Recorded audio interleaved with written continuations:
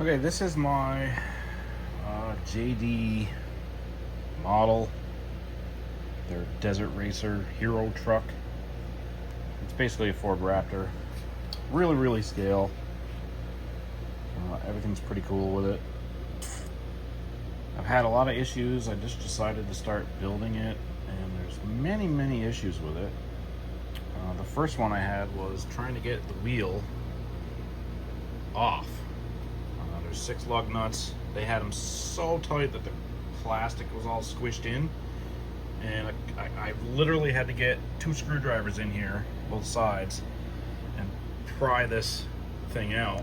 I was hoping I didn't break anything, and luckily I didn't, but it did pop off this hub here. I got it screwed on now because I'm going to be changing the lug nuts, which are these, just your standard M2 nuts with a ton of, I don't know, some sort of thread lock, more like glue. But yeah, I'm gonna be changing these nice scale M2 lugs, and after that, probably, I don't know, I'm probably gonna take these discs out, spray them silver, give them a nice contrast, and take the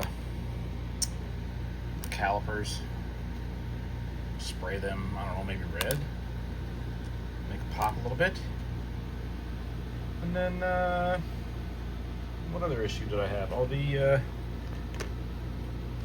shaft in the front hub carrier is going to need to be shimmed wicked, because it's with this hub on and it tight, it's got almost like a millimeter of play, so I'm gonna have to get some 5mm shims and shim it from the backside, get it staying nice and solid so it doesn't move so much.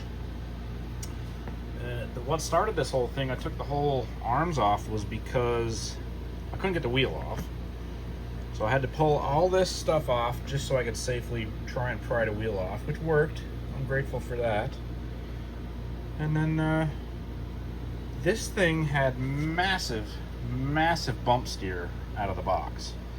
And what I did to fix that, I can't remember where these were oriented before, whether they were up or down on the pinion, like the rack. But what I ended up having to do, which all but eliminated the bump steer, was I made sure that these tie rods are on the top on the rack, and then down here I put them on the bottom of the control arm there, or whatever you want to call it, the hub carrier. So bottom on the wheel side and top on the rack side, and it all but eliminates it. There's a tiny little bit, but it's all good compared to what it was. And I've actually seen videos. I don't know if they had an issue with their factory when they were building these, but I've seen a handful of videos online where you see the bumps and the wheels are just every time they hit a bump. So that had to be changed, and luckily, if I couldn't fix that, I was going to get rid of this. I was just going to sell it. I was going to go, nope, I'm not even going to bother. But it's so scale and so nice looking, I think I'll stick it out now that I got that fixed. I know there's a big issue with the front dog bones and whatnot. I'll baby it. Hopefully I don't have an issue, but you know, the common thing I read online is these are basically spaghetti.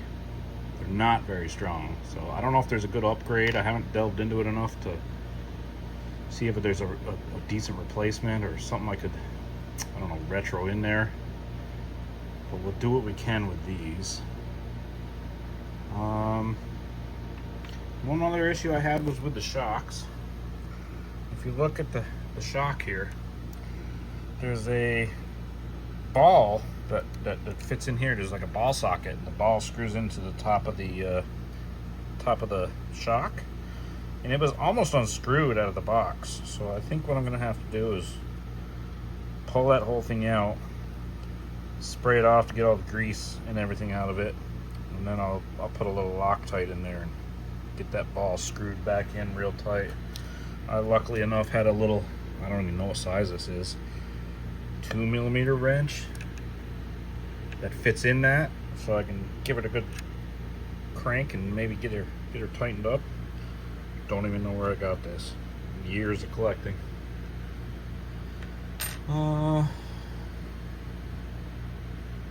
Yeah, I guess that's it for now. Till the next one.